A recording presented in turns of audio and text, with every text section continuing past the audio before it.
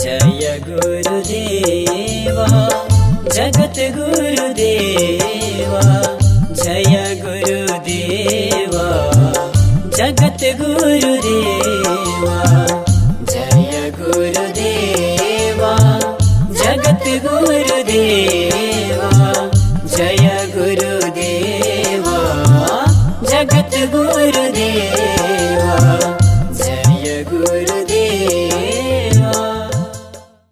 ओम श्री परमात्मने नमः।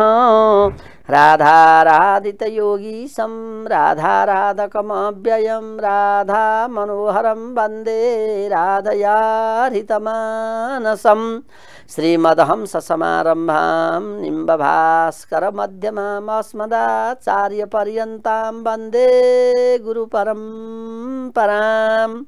वसुदेवसुतं देवं कंसचाणूरमर्दनं देवकी परमानन्दं कृष्णं वन्दे जगद्गुरुं।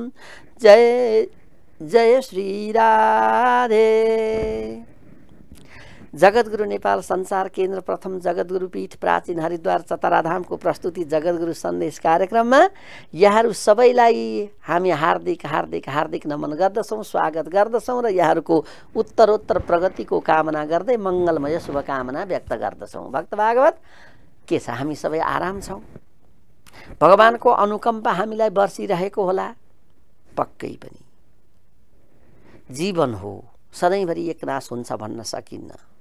कहिले दुःख कहिले सुख यो भइ नै रहन्छ। यसलाई हामीले पचाउनु पनि पर्छ।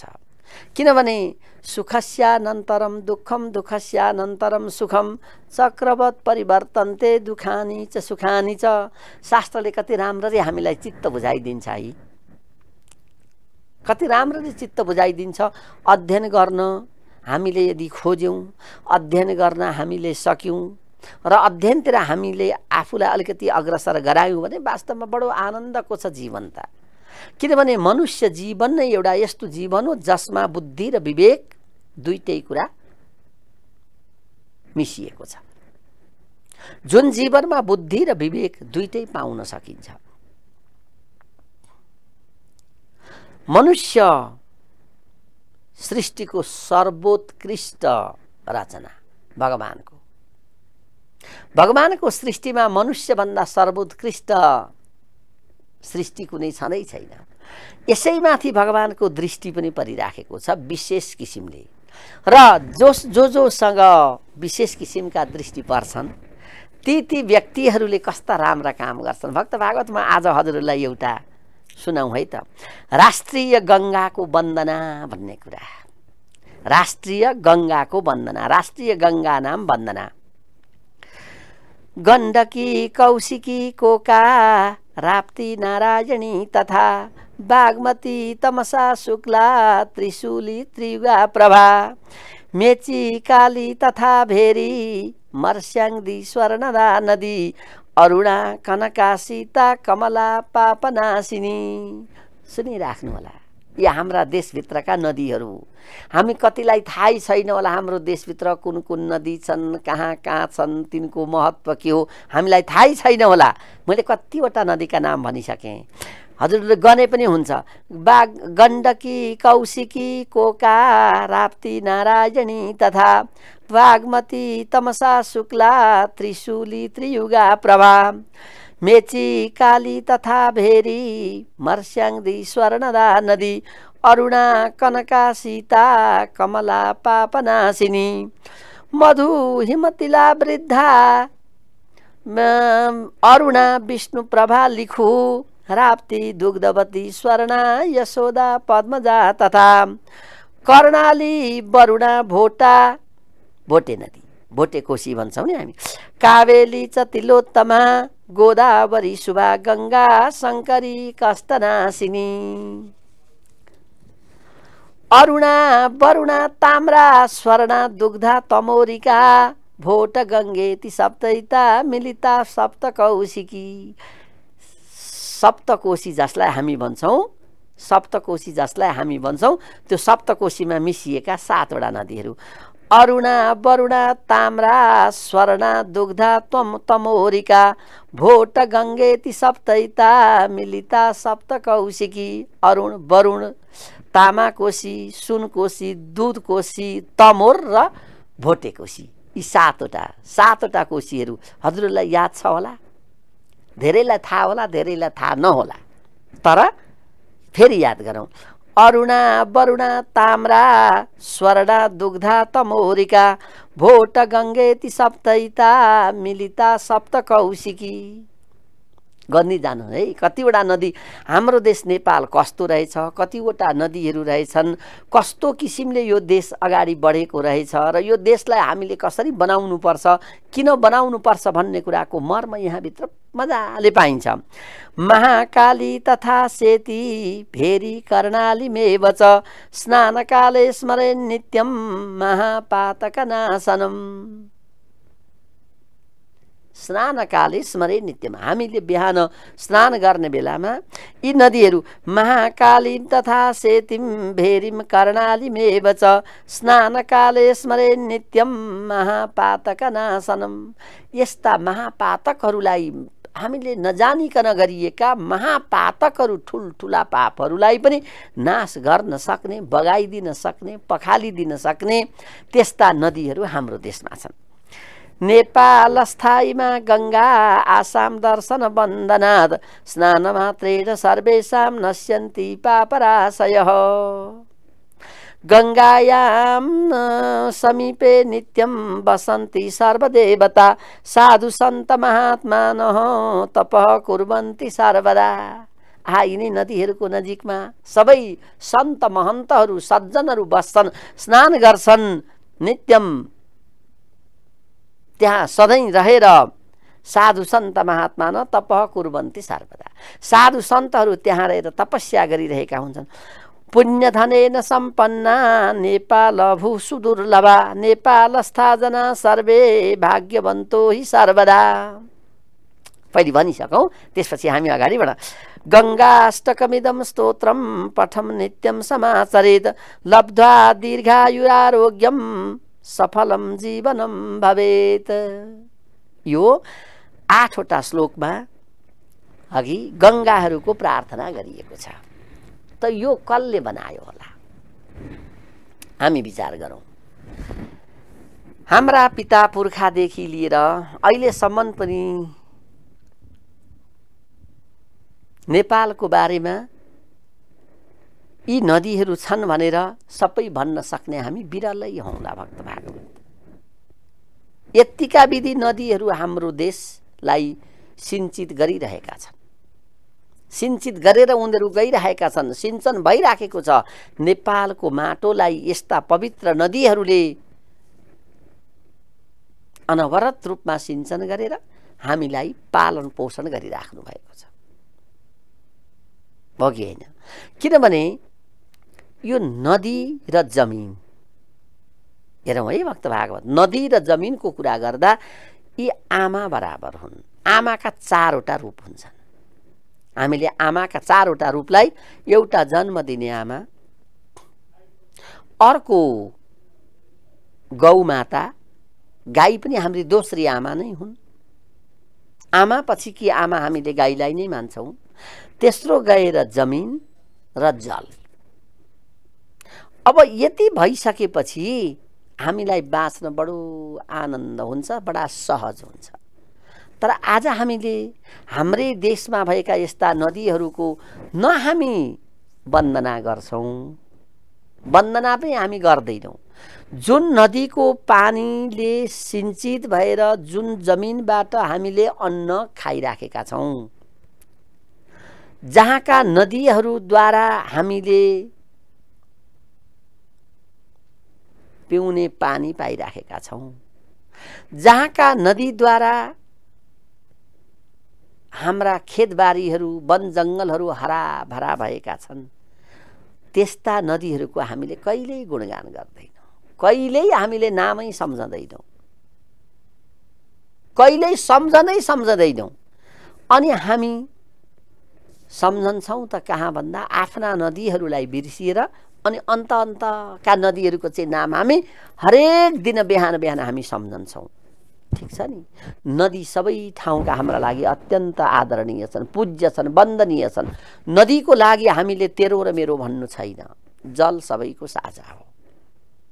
तर दुःख लाग्दो कुरा के छ भने आफ्नै देशमा बगिरहेका कल कल कल कल कल कल बगेर त्यो स्वच्छ त्यो शब्दका त्यो निनादलाई उनीहरूले दिएर जो बगिरहेका छन् तिनीहरूको वास्तै छैन। तिनीहरूलाई हामी कुनै किसिमको मान्यता नै दिँदैनौँ। मान्यता त दिन्छौँ हामी, कसलाई दिन्छौँ? आफ्ना देशभन्दा बाहिरकालाई। हो, हामी यही कारणले पछि परेका छौँ। आज हाम्रो उन्नति किन हुन सकेन? आज हामी किन विश्वमा सबैभन्दा धनी हुनुपर्ने देश नेपाल चाहिँ सबैभन्दा गरिब किन भइरहेको छ त भन्दा हामी सबै मिलेर हामीले आफ्नो अस्तित्वलाई बिर्सिदियौँ, हामीले हाम्रो भन्ने कुरालाई बिर्सिदियौँ र अरूकालाई चाहिँ हामीले उत्साह दियौँ, प्रेरणा दियौँ। अनि कसरी हुन्छ उन्नति प्रगति गर्नका लागि पठन पाठनदेखि लिएर हरेक कार्यहरू पनि उनीहरूकै लागि गर्न थाल्यौँ त अब हामीले कसरी हाम्रो देश बनाउनलाई विचार गरौँ त। यी नदीहरू हाम्रो देशका नदी, यी नदीहरू हाम्रा प्राणदाता, यो नदीको जल हाम्रो रगत बराबर महत्त्वपूर्ण। त यस्ता कुरालाई आज हामीले विचार गर्न छोड्यौँ। कारण के हो त भन्दा यो देशमा पनि यस्तो छ, हामीले हाम्रा देशका नदी नालाहरूको बारेमा वन्दना गर्नुपर्छ, यी नदीहरूको बारेमा हामीले सोच्नुपर्छ, यी नदीहरूको संरक्षणमा हामी जुट्नुपर्छ। किनभने यिनको लोप भयो भने, यिनको विनाश भयो भने, यिनमा प्रदूषण बढ्यो भने आखिरीमा गएर हाम्रो अस्तित्व नै सङ्कटमा पर्छ, हाम्रो इज्जत नै सङ्कटमा पर्छ, हाम्रो उन्नति र प्रगति नै सङ्कटमा पर्छ भन्ने कुरा हामीले आजसम्म सोच्न सकेनौँ। त हामी त सिक्ने अवस्थाका नहौँ। हामीलाई यो चाहिँ के छ भने बाल्यकालदेखि नै त्यस किसिमको शिक्षा दिइएको थियो भने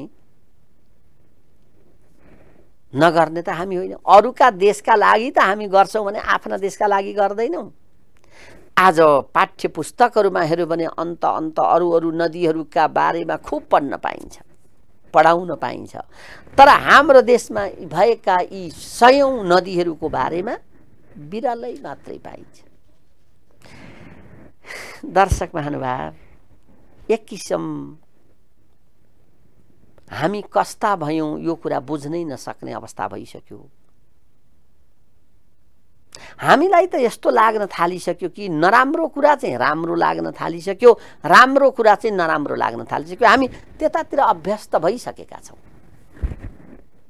यो बडा दुःखद पक्ष हो र यो दुःखद पक्षलाई हटाउन कम्मर कसेर अगाडि बढेको छ हाम्रो जगद्गुरु सन्देश कार्यक्रम र यसलाई अगाडि बढाउन प्रेरणा दिनुहुने हाम्रा जगद्गुरु बाल सन्त मोहन शरण देवाचार्य।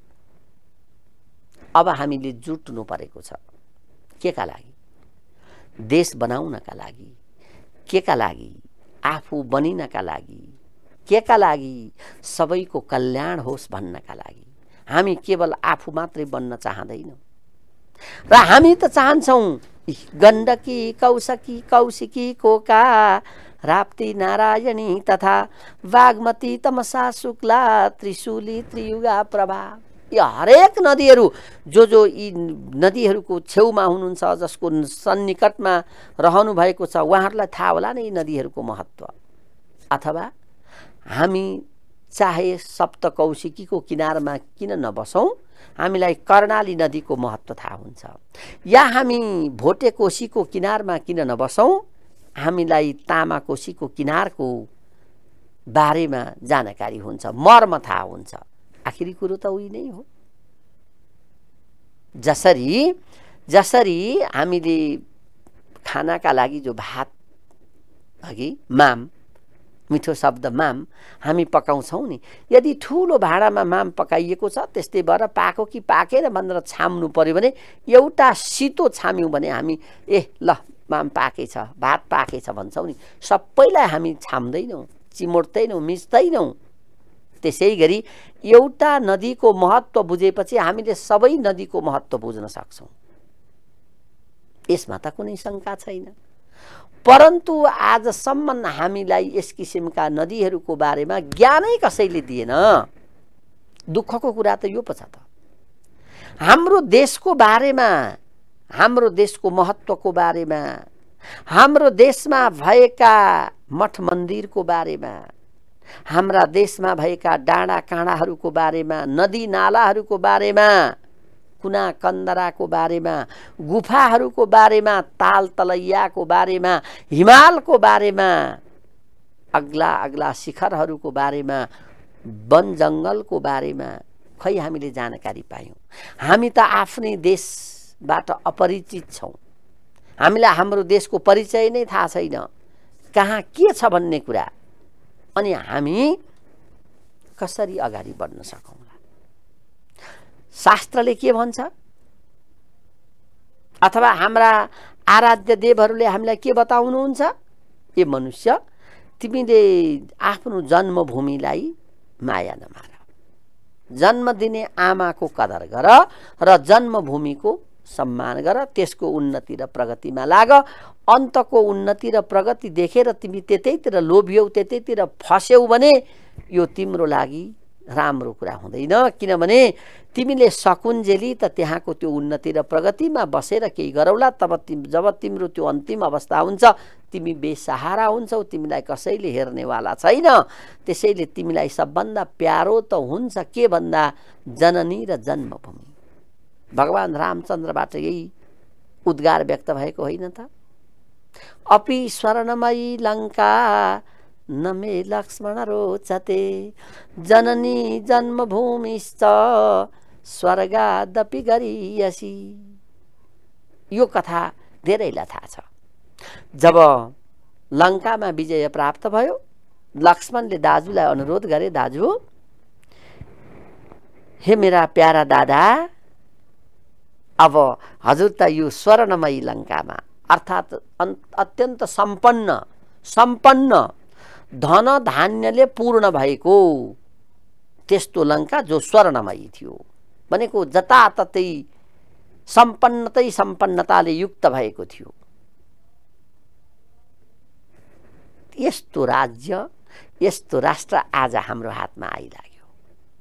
अब दाजु हजुरले यहीँ बसेर यहीँको राजा हुनुपर्छ।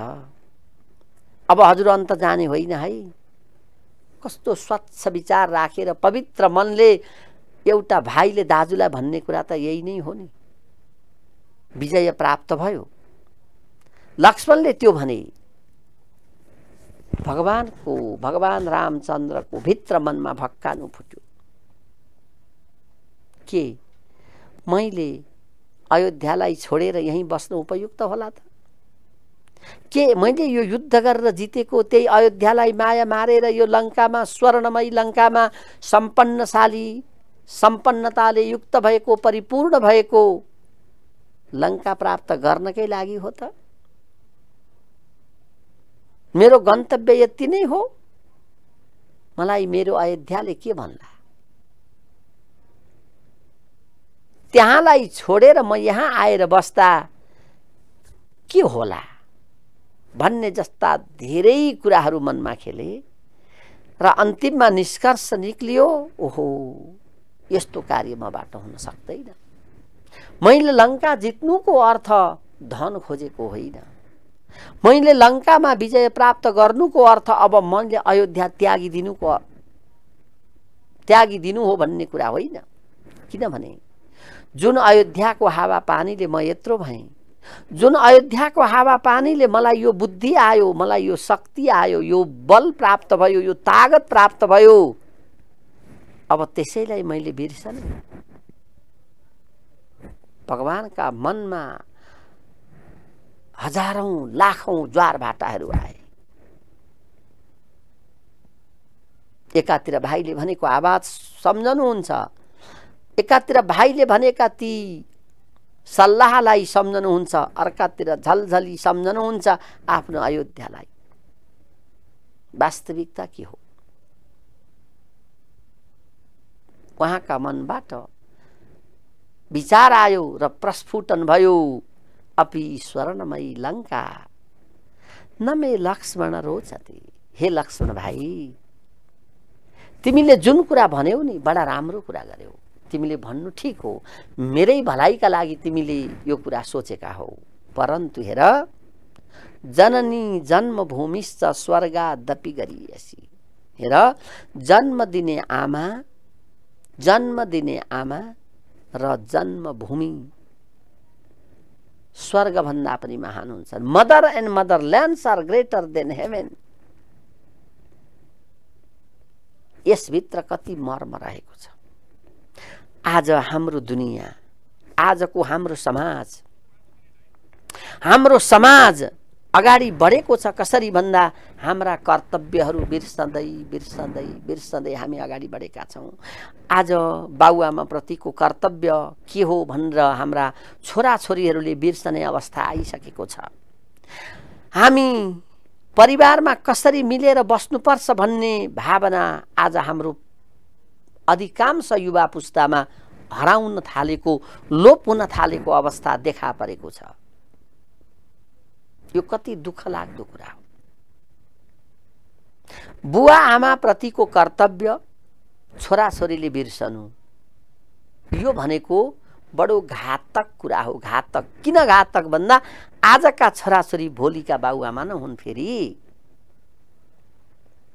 आज जुन छोराछोरीले बाबुआमालाई बिर्सन खोज्दैछन् तिनै छोराछोरी भोलि फेरि बाबुआमा बन्छन् भक्त भागवत।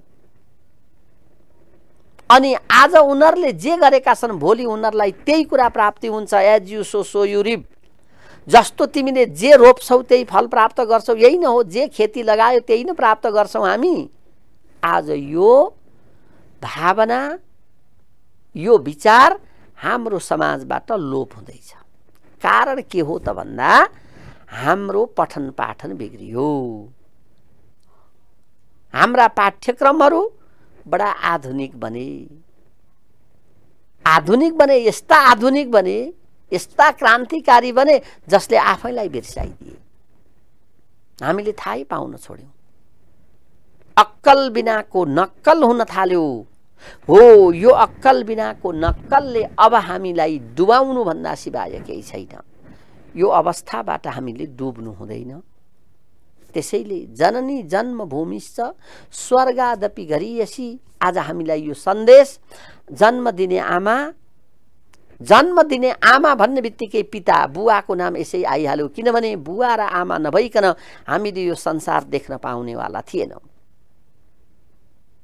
त्यसैले उहाँहरूप्रतिको सम्मान र आफ्नो जन्मभूमिप्रतिको सम्मान, जन्मभूमिको उन्नति र प्रगतिका लागिको कामना र कार्य यी हाम्रा अनिवार्य हुन् भन्ने कुरालाई आज कसले सिकाउँदैछ हामीलाई? समग्र रूपमा कसले सिकाउँदैछ त भनेर यदि खोतल्दै जाने हो, यदि हेर्दै जाने हो, बुझ्दै जाने हो भने हाम्रा जगद्गुरु महाराज श्री, जो यहाँहरूले थाहा नै पाइसक्नु भएको छ, बाल सन्त मोहन शरणदेवाचार्य अनन्त श्री विभूषित, उहाँका कार्यलाई हेरे पुग्छ। उहाँ कहिले सबैको कल्याणका लागि यज्ञ गर्नुहुन्छ र तिलक प्रसाद बाँड्नुहुन्छ, कहिले कुम्भ मेला भन्नुहुन्छ, सारालाई जुटाउनुहुन्छ, कहिले नेपाल माताको मूर्ति बनाउने भन्नुहुन्छ र त्यहाँ पनि सबैलाई एकजुट हुन सिकाउनुहुन्छ। ठाउँ ठाउँमा आश्रम खोलिदिनुहुन्छ, गौशाला खोलिदिनुहुन्छ, गुरुकुलम खोलिदिनुहुन्छ, सबैलाई त्यहाँ अट्ने वातावरण बनाइदिनुहुन्छ। यो पो हो त सत्कार्य। उहाँले व्यक्तिगत रूपमा न आफ्नो घर न आफ्नो गाडी, एउटा थोत्रो गाडीमा चढेर हिँड्नुहुन्छ। उहाँलाई त्यो पनि केही चाहिएन।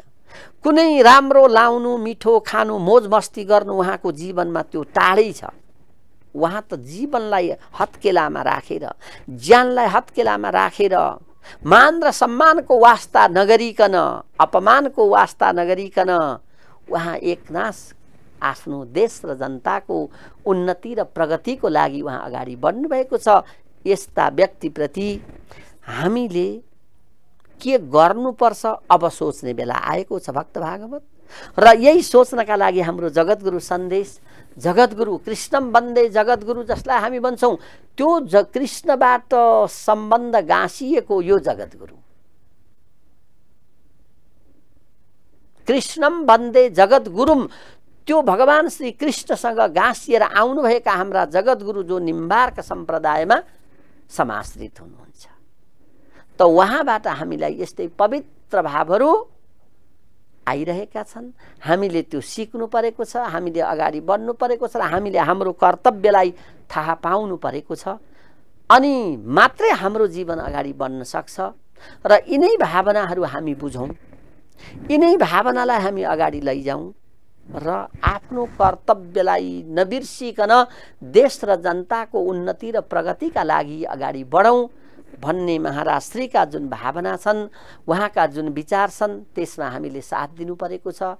होस्टेमा हैसे गर्नु परेको छ र त्यसमा हामी अगाडि बढेर लाग्यौँ भने लाग्छ एक दिन हामी विश्वको सर्वोत्कृष्ट राज्य बन्नेछौँ, हामी विश्वमा सबैभन्दा धनी नेपाली बन्नेछौँ, भौतिक र आध्यात्मिक दुईटै पक्षमा। हामीले भौतिक र आध्यात्मिक दुईटै पक्षमा सम्पन्न बन्नु परेको छ। तसर्थ भक्त भागवत हामी अगाडि बढौँ र महाराज श्रीका कदमहरूलाई साथ दिएर हामीले आफ्नो मौलिकता नगुमाइकन, हाम्रो परिचय नगुमाइकन भौतिक र आध्यात्मिक दुईटै पक्षलाई सबल बनाएर अगाडि बढ्न सकौँ भन्ने यिनै भावनाका साथ आजलाई यहाँहरूबाट बिदा लिन चाहन्छु। भोलि फेरि यसै गरी अवश्य उपस्थित हुने नै छु। अहिलेलाई भने हरि ओम तत्सत। ओम असतोमा सद्गमय तमसोमा ज्योतिर्गमय मृत्योर्मा अमृतं गमय। ओम शान्ति शान्ति शान्ति। जय जय श्री राधे। हिंदू राष्ट्र नेपालका धरती पुत्र हामी,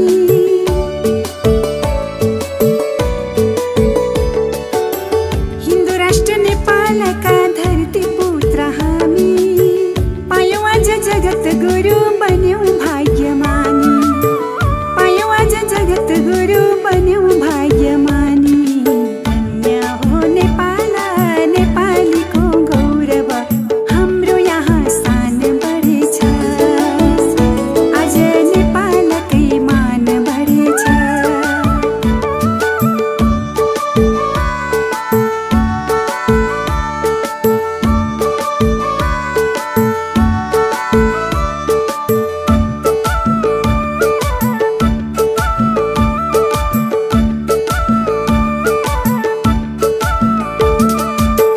छातीभित्र देवभूमि नेपालको तीर्थ,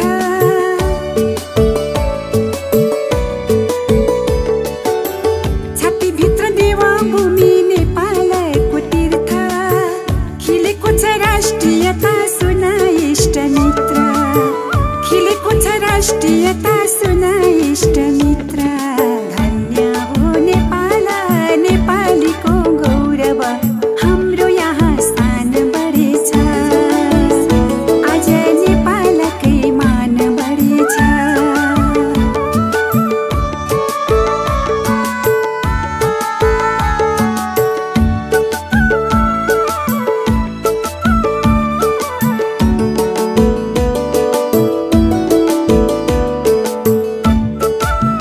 जय गुरुदेवा जगत गुरुदेवा, जय गुरुदेवा जगत गुरु